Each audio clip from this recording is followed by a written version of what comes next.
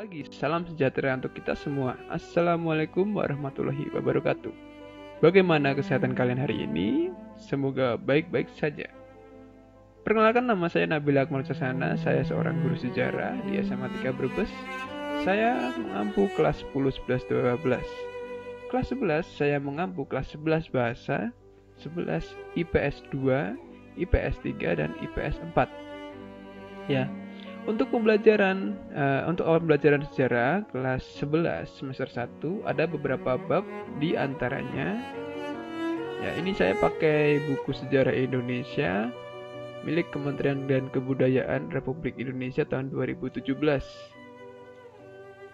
Kemudian kelas 11 bab 1 mengenai antara kolonialisme dan imperialisme.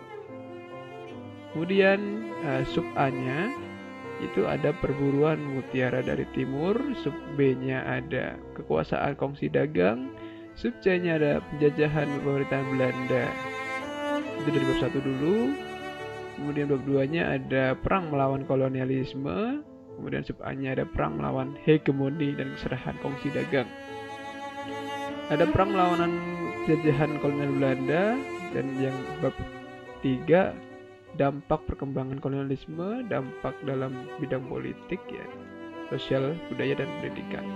Tapi nggak usah jauh-jauh sampai bab 5 karena untuk awal-awal ini ya, untuk awal-awal ini kita belajar tipis-tipis dulu mengenai antara kolonialisme dan imperialisme. Jadi di sini kolonialisme merupakan suatu paham mengenai penguasaan wilayah atau negara oleh bangsa lain dengan maksud untuk memperluas wilayah kekuasaan bangsa tersebut.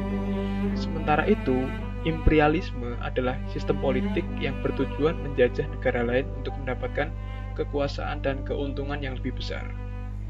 Kita contohkan Inggris dan Belanda ya. Inggris itu hanya kolonialisme aja. Jadi Inggris mendatangi sebuah negara, contohnya Malaysia, itu hanya untuk memperluas kekuasaan mereka, gitu ya. Jadi tidak mengambil ya mungkin mengambil sumber daya, tapi hanya sedikit, tidak besar-besaran seperti Belanda. Jadi mereka hanya mencari kekuasaan. Makanya sampai sekarang banyak negara-negara yang lebih membantu Inggris daripada Belanda ataupun Prancis ataupun Portugis ya, karena zaman dulu mereka punya perjanjian ya, terikat gitu loh, antara Inggris dan Malaysia, Inggris dan Australia, Inggris dan Amerika begitu. Nah, sedangkan Belanda mendatangi sebuah negara itu bermaksud tujuan itu adanya kolonialisme dan imperialisme. Makanya itu besar-besaran itu datang ke sini. Awalnya mereka hanya mencari rempah-rempah, tapi berhubung kita punya rempah-rempah yang berlimpah dan orang Indonesia itu mereka sangat welcome sama orang-orang asing ya, terutama orang-orang baik kan ya. Awalnya kan baik datang ke Indonesia itu, terus mereka welcome gitu, silakan masuk, silakan berdagang di sini. Ternyata mereka masuk sini itu bermaksud tujuan untuk mengeruk semua harta sumber daya alam milik negara kita itu zaman dulu. Makanya Belanda itu mempunyai negara sendiri ya, mempunyai kongsi dagang namanya VOC.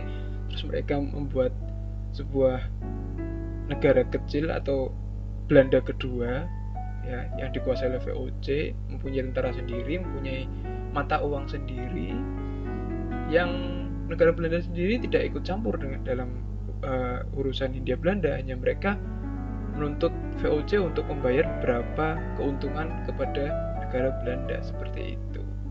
Itu ya kolonialisme dan imperialisme. Bisa dilihat di sini ya. Bisa dilihat di sini gambar peta dunia, dan ada garis-garis yang tergambar di peta dunia ini. Garis-garis ini merupakan garis-garis pelayaran orang-orang Eropa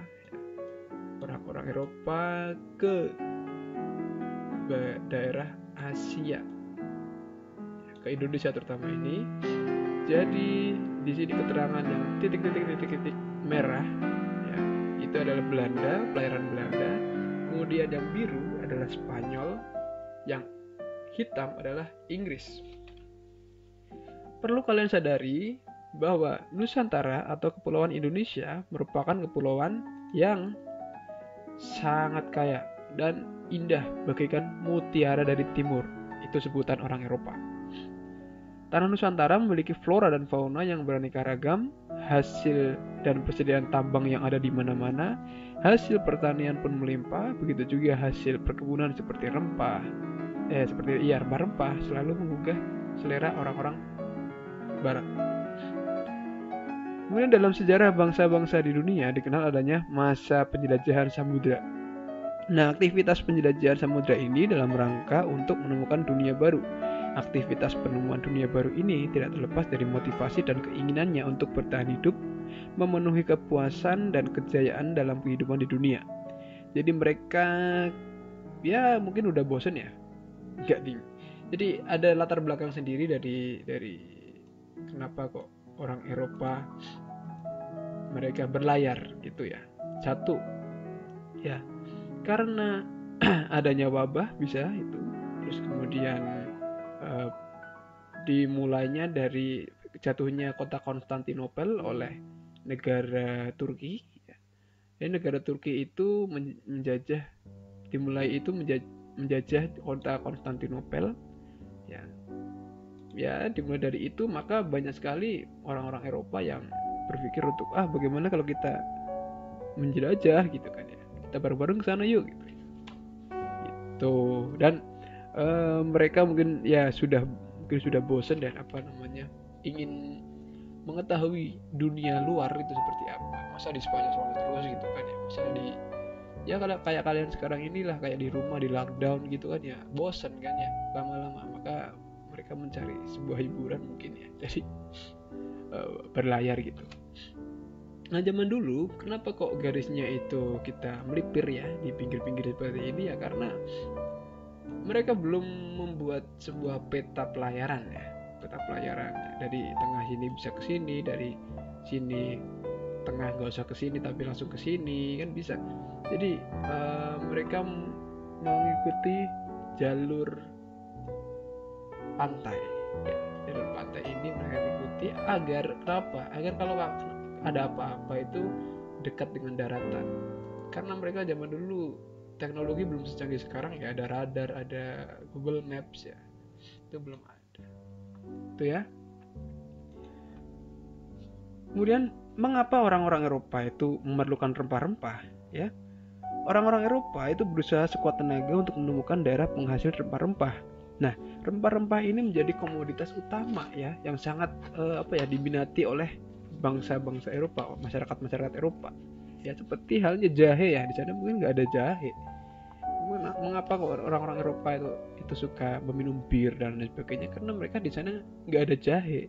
Jadi bangga ya di Indonesia itu kita bisa minum jahe, ada namanya itu wedang sekoteng gitu kan ya, anget-anget hujan-hujan gitu kan ya.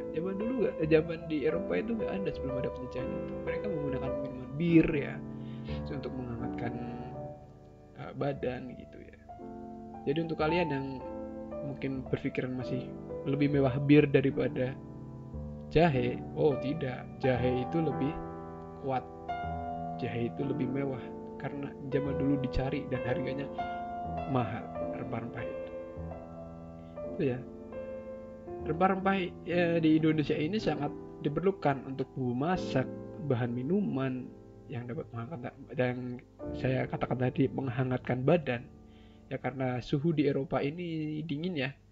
Suhu di Eropa ini, kalau di sini kan panas ya, di sini dingin gitu. Jadi mereka mencari kehangatan. Apa sih? Oke, secara umat manusia itu sudah sejak lama mengglobal. Peristiwa sejarah di suatu tempat sangat mungkin terpengaruh atau menjadi dampak dari peristiwa lain yang terjadi di tempat yang cukup jauh. Jalur perkembangan ini sudah sangat nyata, sering dengan semakin ramainya melalui jalur sutra. Oke, sedikit mengingat kembali mengenai jalur sutra. Jalur sutra merupakan jalur yang terkenal pada zaman dulu ya. Sebuah rute perdagangan yang menghubungkan antara Cina, Tiongkok ya dengan Eropa, dan dibangun saat dinasti Han berkuasa dan secara resmi dibuka pada 130 sebelum Masehi. Jalur sutra ini masih dipergunakan sampai 1453 Masehi, lalu ditutup saat Kesultanan Ottoman memboikot perdagangan dengan Tiongkok.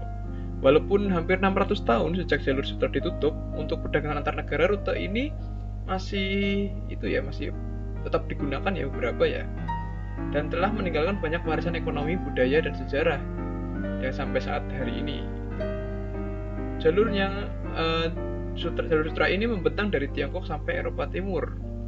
Nama jalur sutra diperkenalkan pada 1870 oleh ahli geografi Jerman namanya Ferdinand Richthofen, karena sangat terkenalnya ya karena perdagangan komoditas sutra ketika rute itu masih ramai.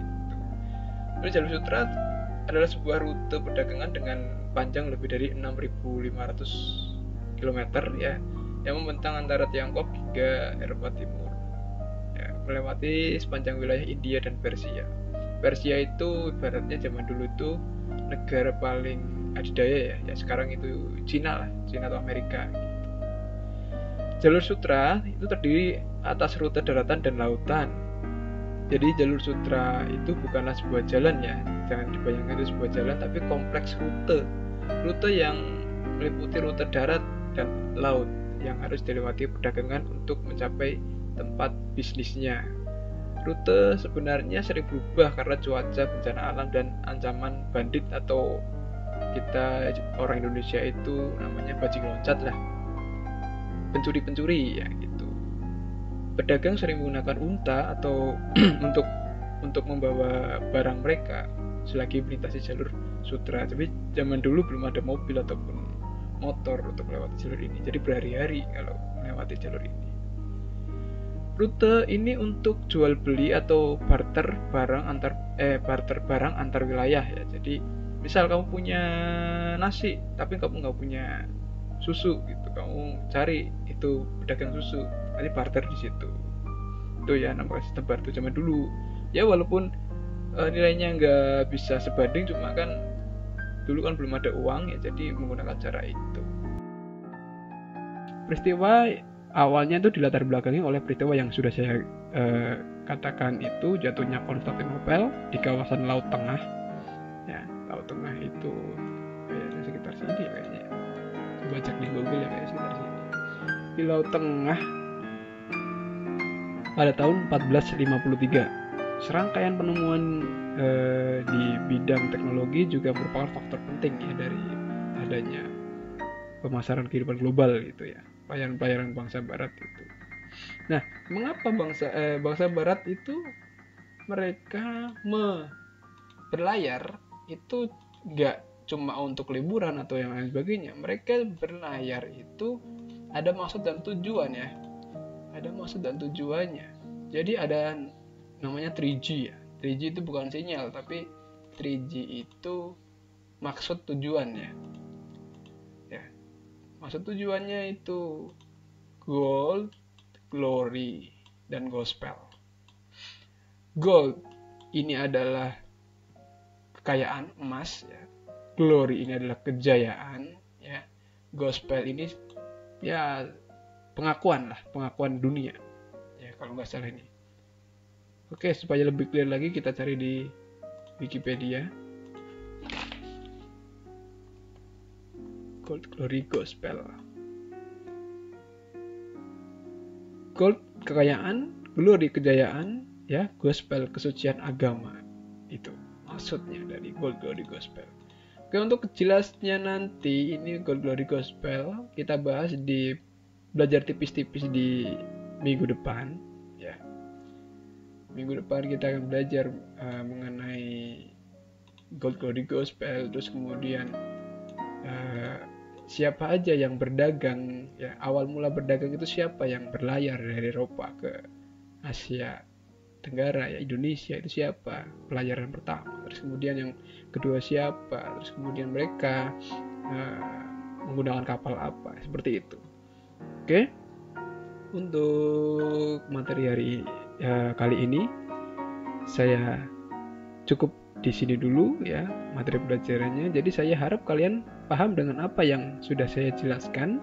Dan kalau belum jelas, silakan untuk mengulang video ini ya sampai jelas ya, sampai mungkin hafal saya apa yang saya katakan yang belepotan ini. Kayak gitu ya.